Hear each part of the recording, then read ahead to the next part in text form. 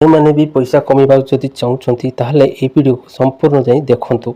जो मैंने पैसा कमेबा चाहूना ताहले ए वीडियो स्टार्टिंग रू छाड़ी चली जातु। देखो सांग मैंने ये वीडियो रे आपको कहबी समाधान डिस्ट्रीब्यूटर आईडी नहीं कि आप केते पैसा कमी पारे। देखो सब प्रथमे मुझे 10टी रिटेलर मु जोड़ी देछि। जोड़िला परे मते एठी कमिशन आसी जाइछि 260 7 टका। ये केते डेली कमिशन ये हमर होछि डेली कमिशन आसुची।